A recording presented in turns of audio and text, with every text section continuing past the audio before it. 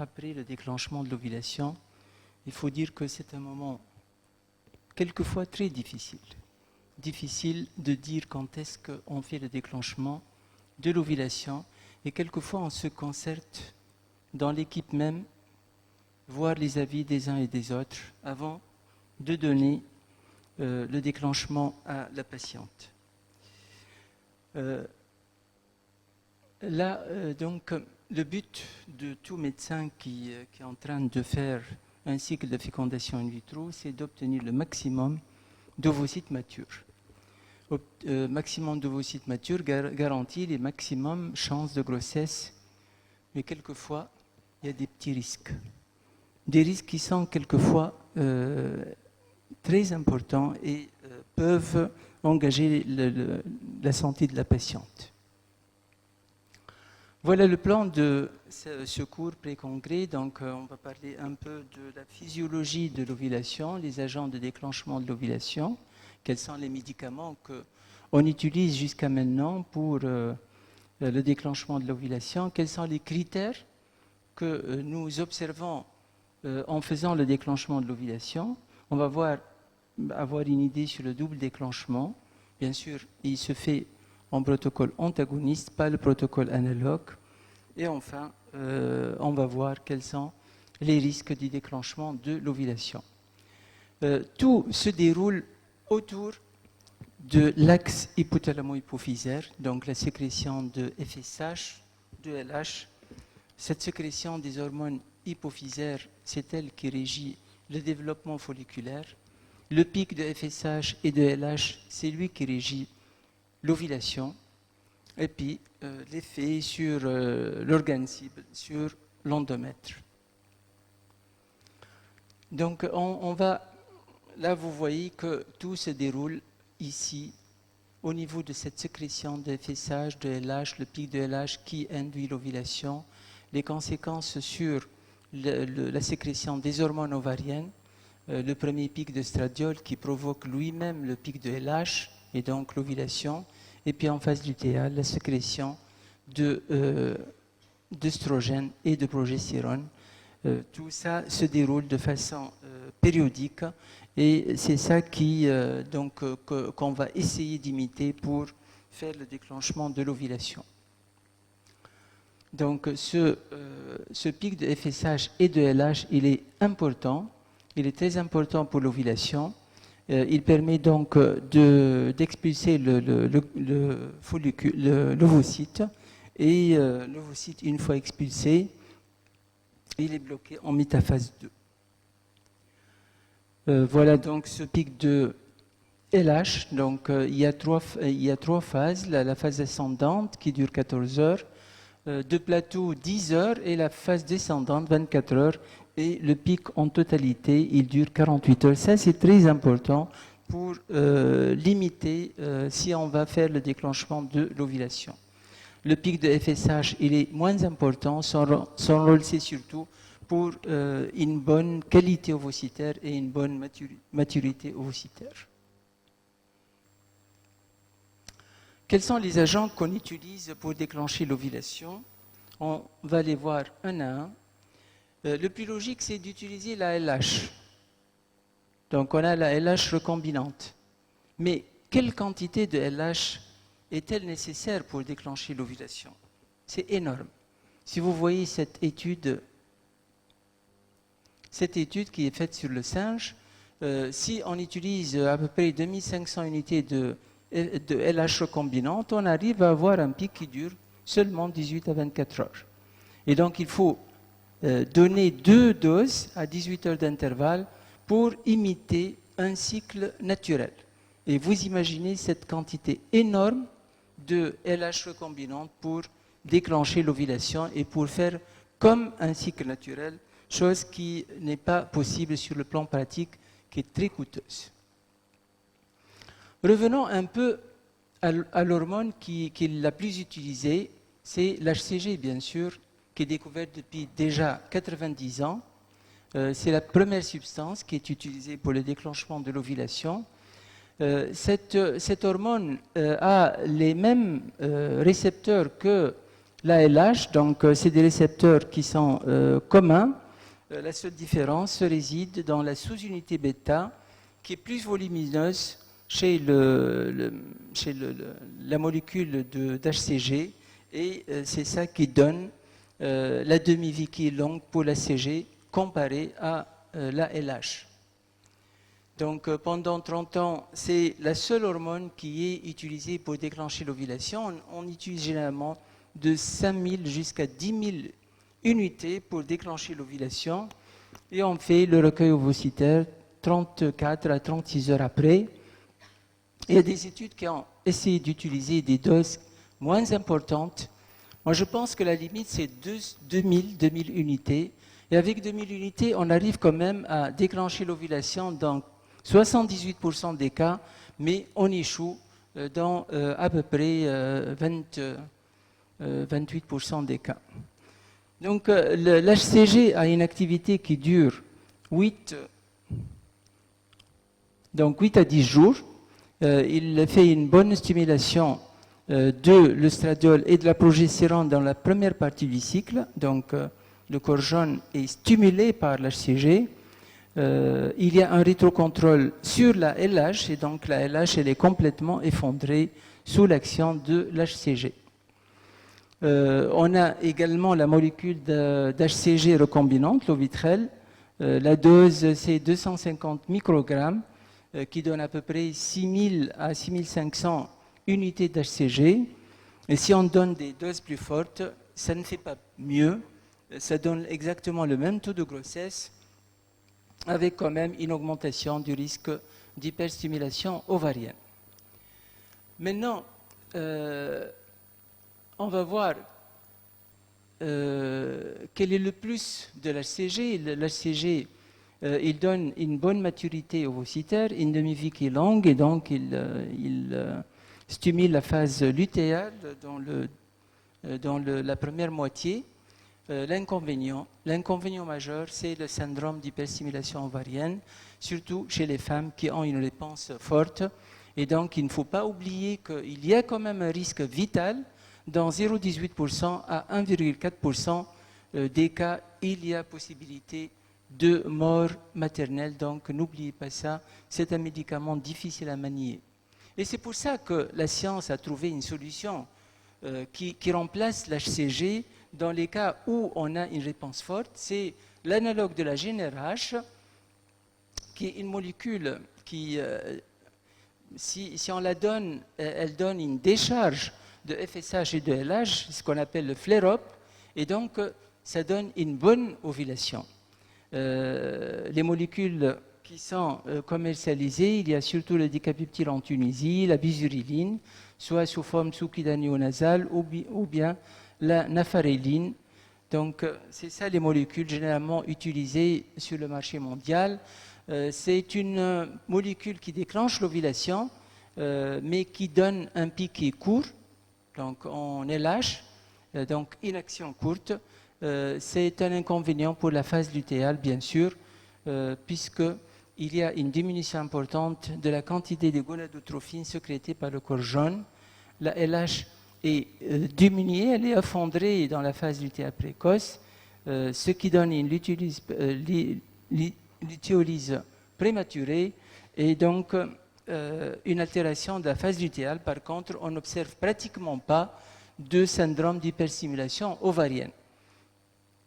Il y a quand même un inconvénient de cette hormone, c'est qu'elle ne donne rien du tout pour les femmes qui ont une faible activité en LH, et donc on peut échouer le déclenchement, surtout lorsqu'il s'agit de femmes qui sont hypo-hypo.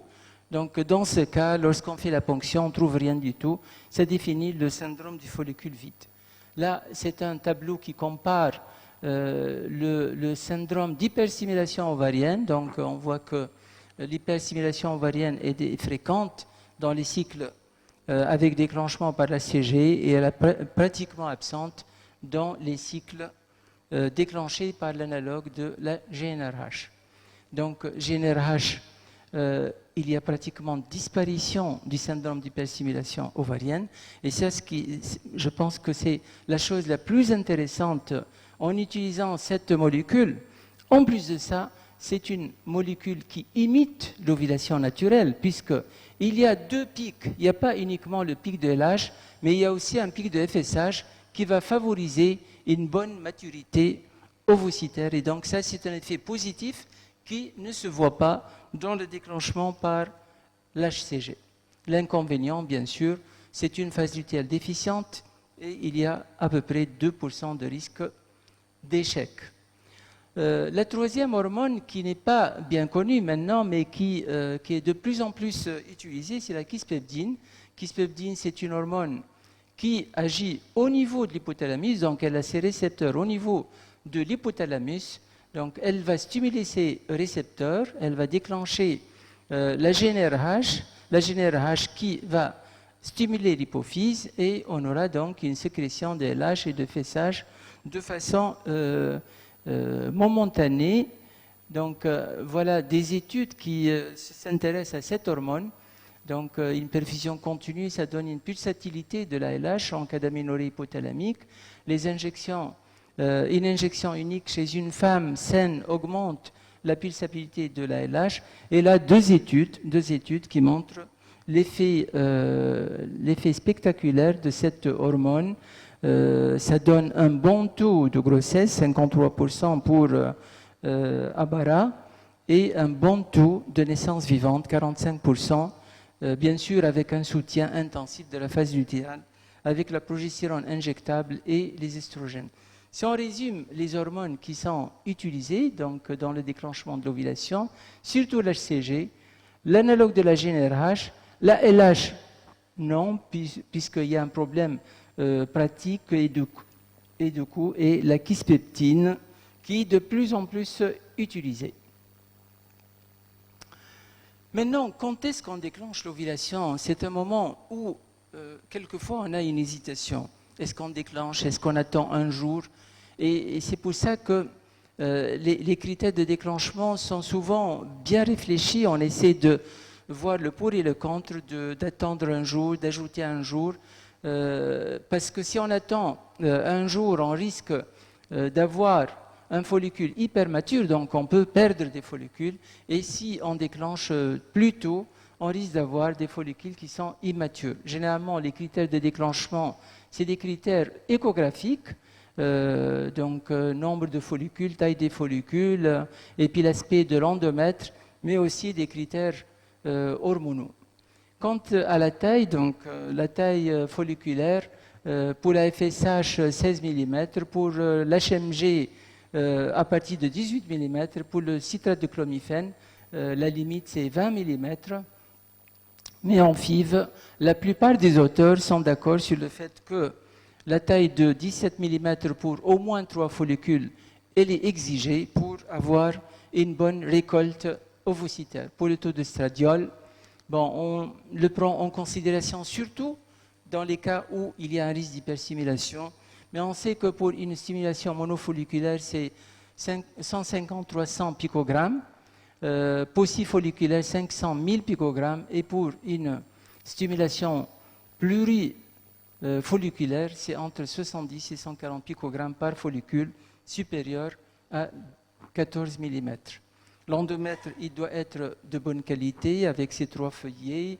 Il doit être anéchogène et il doit avoir minimum une épaisseur de 7 mm. Il y a des études qui se sont intéressées à d'autres critères de déclenchement de l'ovulation. Voilà une étude qui est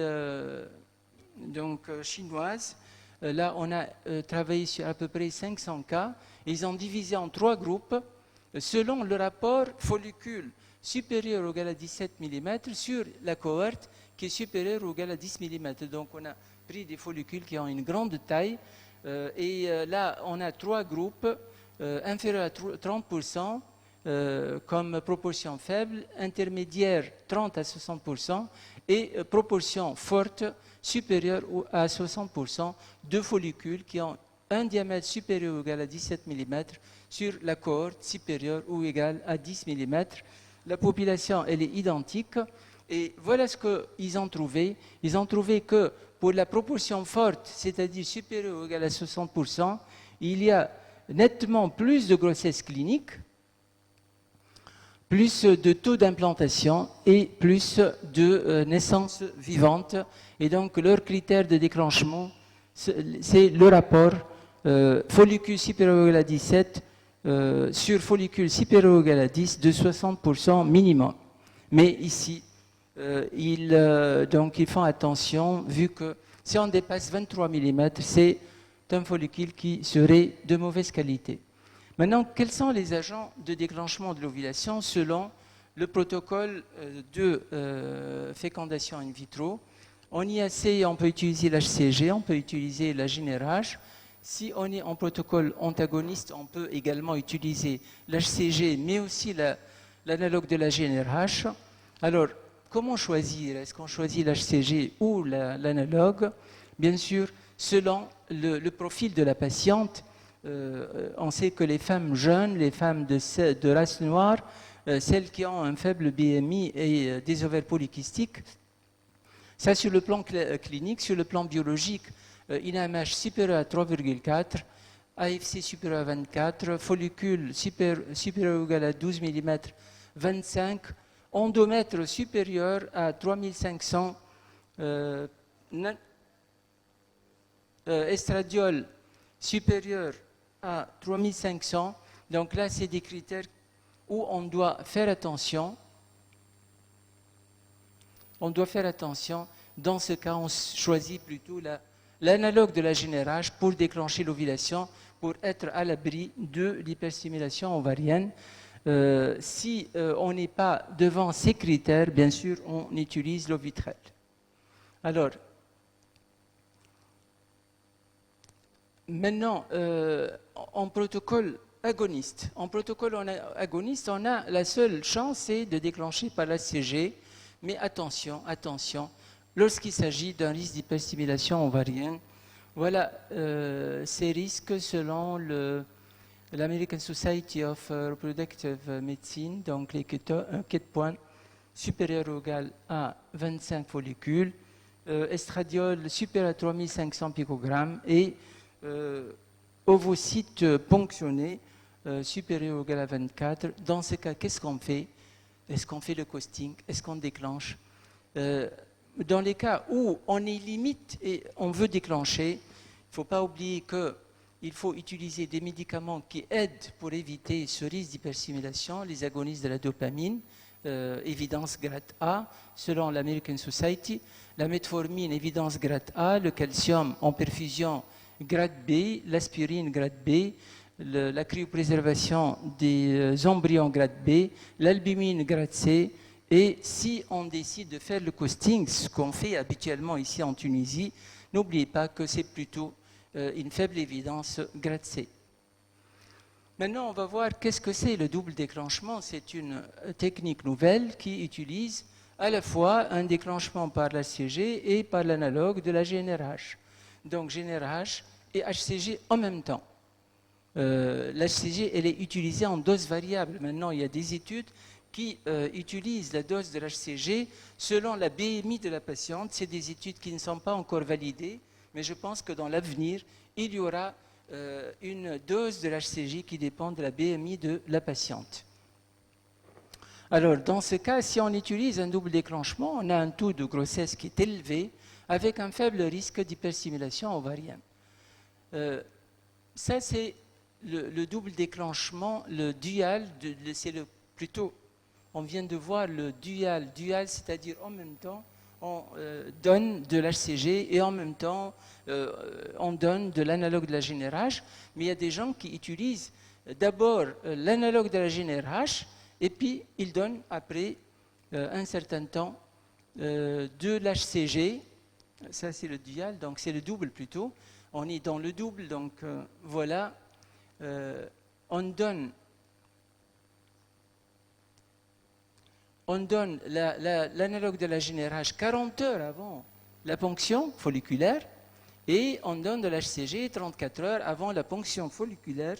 Et pour les auteurs de cette technique, cette façon de faire, deux avantages pour ce protocole: prolonger l'intervalle entre le déclenchement de l'ovulation et le recueil ovocytaire, et avec la survenue de pics de FSH concomitants, ça permet donc d'améliorer la qualité et la maturité ovocytaire. Voilà une étude qui comporte 4 méta-analyses. Elle parle de la dual trigger, donc en même temps HCG et analogue. Alors cette méta-analyse montre qu'il y a une légère augmentation du taux de grossesse en utilisant le double déclenchement, le dual.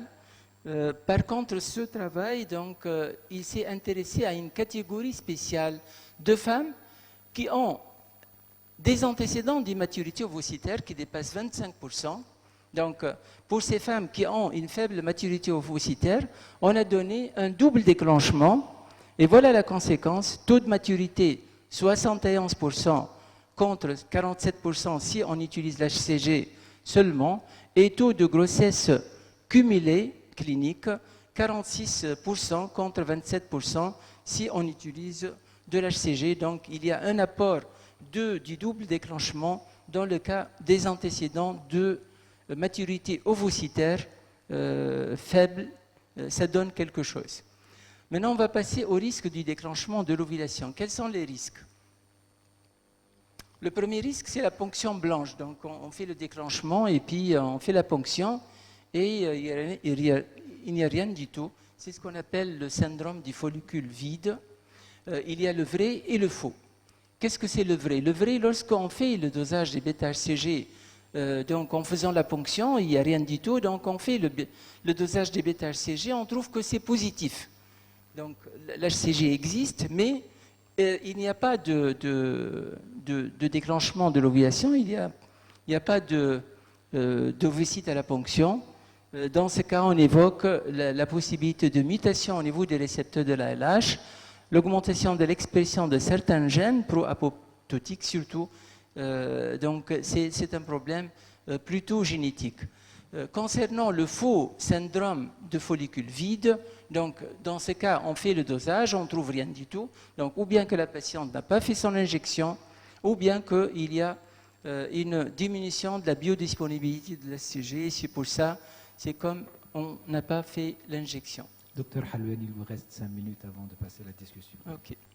Donc, qu'est-ce qu'on fait lorsque on fait la ponction? On ne trouve rien du tout. Dans ce cas, on arrête la ponction, on dose l'HCG. Et si l'HCG est négatif, on fait un deuxième déclenchement, une ponction 36 heures après. Si l'HCG est positive, on fait quand même 2 possibilités. Ou bien on retarde un peu la ponction, ou bien on fait un deuxième déclenchement, la même chose, et on fait la ponction 36 heures après. Mais il y a des gens qui font plutôt le double déclenchement et qui trouvent de bons résultats dans le cas du syndrome du follicule vide. Alors, là, je résume un peu. En cas de syndrome de follicule vide, les solutions, c'est on fait un double déclenchement.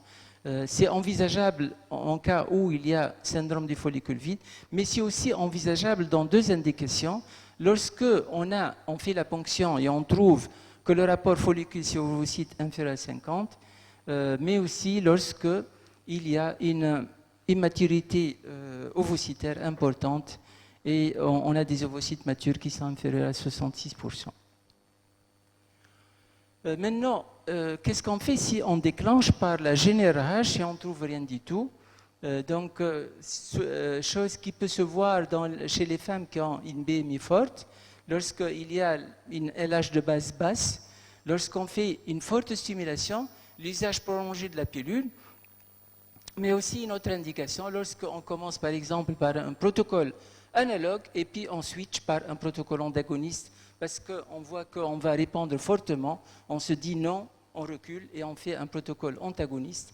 Là aussi, il y a un risque de ponction blanche dans ce cas. Si on est dans le cas où il y a une exposition à des facteurs de risque, ce qui est recommandé, c'est faire un dosage de la LH et de la progestérone 6 à 13 heures après l'injection de l'analogue de la GnRH. Et voilà les valeurs seuil. LH 15 unités internationales par litre, progestérone 3 nanogrammes. Si on trouve moins que ça, il faut faire un déclenchement, un deuxième déclenchement par la CG, après vérification bien sûr de l'estradiol, et faire la ponction 36 heures après, parce que si on continue sans faire un deuxième déclenchement, on aura un syndrome du follicule vide. En cas de ponction blanche du premier ovaire, ce qu'on fait, on s'arrête, on se dit non, on ne ponctionne pas le deuxième ovaire, on fait un deuxième déclenchement et on fait la ponction 36 heures après. Alors le deuxième risque, c'est le syndrome d'hyperstimulation ovarienne. Donc c'est un risque qui menace le déclenchement de l'ovulation. C'est une complication iatrogène du traitement de l'infertilité. C'est une conséquence presque exclusive du déclenchement par la CG avec une dysrégulation de la VEGF et d'autres substances vasoactives. Donc comment prévenir? Voilà les recommandations de la SRM. Donc si on est dans le risque d'hyperstimulation ovarienne, il faut utiliser plutôt le protocole antagoniste, donc évidence grade A, déclenchement par l'analogue, évidence grade A, co-déclenchement par la CG, support de la phase lutéale, frisol, grade B, mais aussi on utilise des substances comme la dopamine analogue, grade A, metformine, grade A, aspirine, grade A, frisol, grade B. Le traitement de l'hyperstimulation ovarienne se base sur trois choses: la réhydratation, les HBPM, très important, la ponction d'acide, c'est très important, parce que ça sauve des situations où nous sommes en situation grave. En conclusion, le succès de la FIV est amélioré par l'optimalisation des protocoles de STIM et l'amélioration des techniques de laboratoire. Cependant, la stratégie du déclenchement elle est très importante parce qu'elle ne s'intéresse pas uniquement au recueil ovocytaire, mais elle prépare déjà la phase lutéale, l'implantation et le taux de grossesse. Jusque-là, l'HCG et l'analogue de la GnRH ont prouvé leur efficacité. Cependant, plus d'études sont nécessaires pour évaluer le rôle du dual trigger de kispeptine comme technique de déclenchement de l'ovulation. Et je vous remercie. Merci, Dr Halouani. Donc, à la salle, qui a des questions.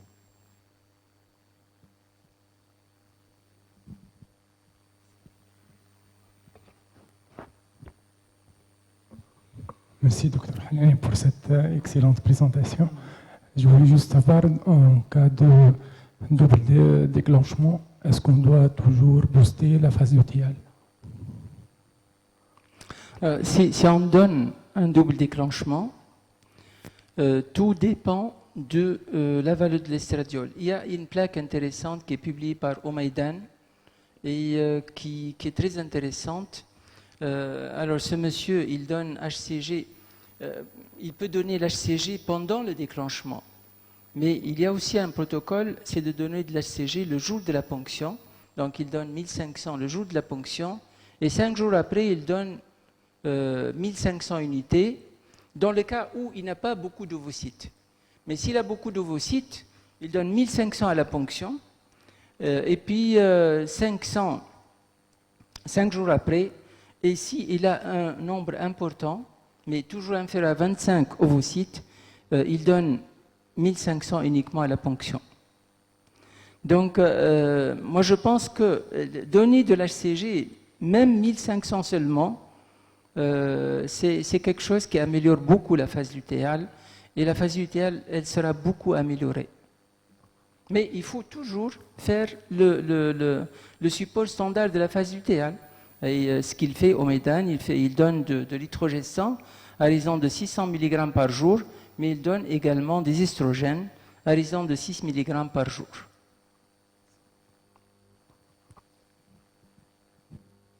Oui. Y a-t-il une différence significative de la qualité ovocytaire quand on déclenche avec de l'Ovitrel ou bien avec un agoniste de la GnRH? Oui, justement, c'est une bonne question. Et, le travail de l'équipe de Greenberg, en France, ils ont pris des femmes qui ont fait des ovocytes immatures dans plus de 25% des cas. Et ils ont fait une étude randomisée et ils ont constaté qu'il y a une différence significative et que l'injection de la GnRH, vu que ça agit sur la maturité ovocytaire, ça améliore la maturité ovocytaire. Mais attention, là je parle d'un double déclenchement. Oui, c'est ça votre question. Oui. Mais c'est confirmé, hein. En cas d'immaturité ovocytaire, il y a un apport de l'analogue de la GnRH.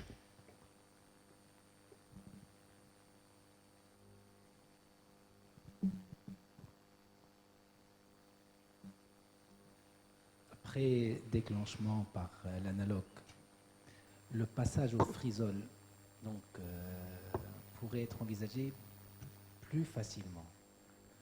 Oh, c'est la question de la présentation de M. Djivat. Mais je pense que tout dépend également du nombre d'ovocytes qu'on a et du taux de stradiol le jour du déclenchement. C'est pour ça que j'ai dit que le déclenchement, c'est très délicat. C'est la phase la plus délicate de la fécondation in vitro. Et j'ai dit que quelquefois, on se concerte entre nous, quelle est la vie des uns des autres, pour qu'on ne met pas le pied dans le risque d'hyperstimulation ovarienne. Moi, je pense que le frisol, c'est une bonne chose lorsqu'il y a une réponse forte, généralement à partir de 25 ovocytes ponctionnés. Maintenant, entre 15 et 25, c'est là où il faut vraiment réfléchir, c'est-à-dire ou bien qu'on opte pour le frisol, ou bien on opte pour le transfert frais. Et dans ce cas, si on déclenche par l'analogue de la GnRH, il faut sûrement donner des petites doses d'HCG, soit 1500, mais il y a des gens qui donnent seulement 150 unités par jour d'HCG, tous les jours, et c'est comme ça qu'ils donnent à la phase lutéale pour pouvoir faire un transfert frais. Bon, on va parler de la phase lutéale après, je pense. Je ne veux pas empiéter sur... Oui. Docteur Kraïm.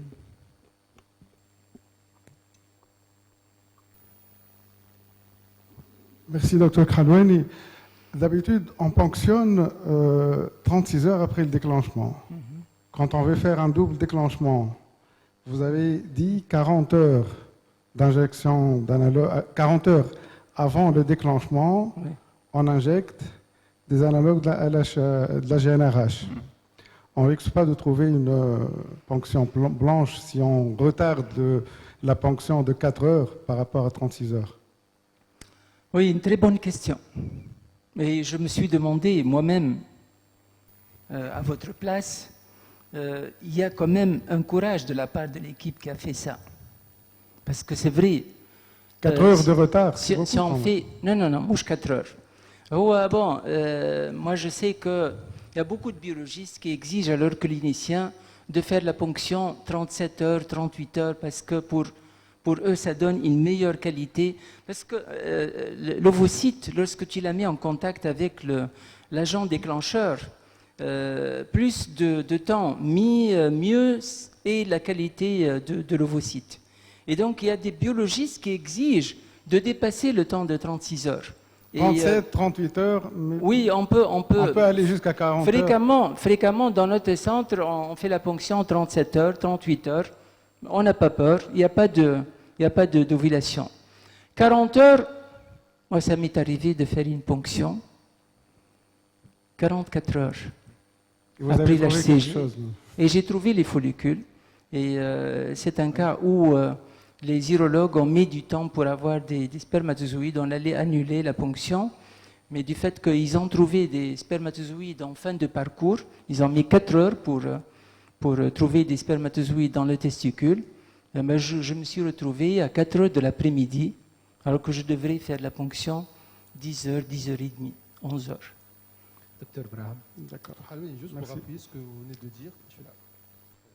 En fait, il y a eu un travail de Renato Franchon qu'il a présenté à l'échelle 2018 sur le délai entre le déclenchement et la ponction. Il a démontré qu'on avait les meilleurs résultats entre 38h30 et 39h30, donc on peut aller même jusqu'à 40 heures. Donc du coup là, on fonctionne pour les normorépondeuses. Il faut juste faire attention pour les hyporépondeuses qui ont déjà une LH de base élevée. Là, il faut faire attention, il faut vraiment fonctionner à 36 heures.